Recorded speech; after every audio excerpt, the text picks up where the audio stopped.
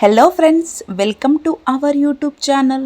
ఈరోజు నేను కాకరకాయ ఫ్రై చేదు లేకుండా ఎలా ప్రిపేర్ చేసుకోవాలో చూపిస్తా.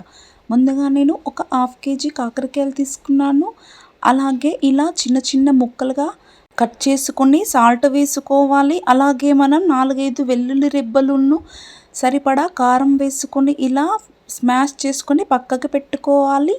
అలాగే కడాయి పెట్టుకొని 2 టేబుల్ స్పూన్ ఆయిల్ వేసుకొని జీలకర్ర ఆవాలు వేసుకొని దోరగా ఫ్రై చేసుకోవాలి.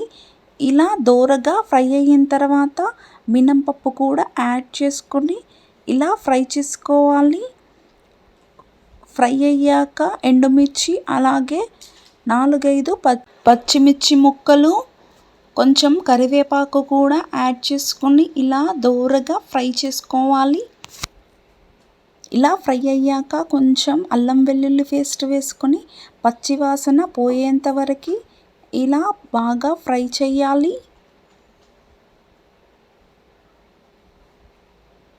తర్వాత చిటికెడు పసుపు కూడా వేసుకొని ఇలా బాగా ఫ్రై చేసుకొని మనం కట్ చేసుకున్న కాకరకాయ ముక్కల్ని పోపులో వేసుకొని ఇలా బాగా ఫ్రై చేయాలి.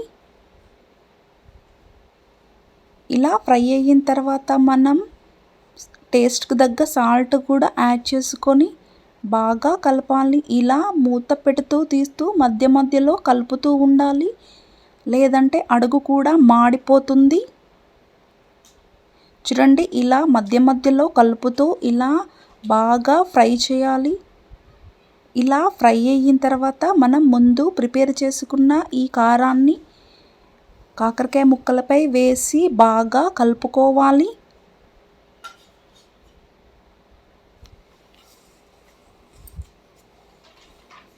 ఇలా కలుపుకున్న తర్వాత మనకు కర్రీ ప్రిపేర్ అవుతుంది. చూడండి, కొత్తిమీర కూడా యాడ్ చేసుకుని అంతే సర్వింగ్ చేసుకోవడమే. చాలా బాగుంటుంది కర్రీ, కొంచెం చేదుగా అస్సలు అనిపించదు. మీరు కూడా తప్పకుండా ట్రై చేయండి, టేస్ట్ చాలా బాగుంది. నా వీడియో కనుక మీకు నచ్చినట్టయితే లైక్ చేయండి, షేర్ చేయండి, సబ్స్క్రైబ్ చేయండి. Thank you.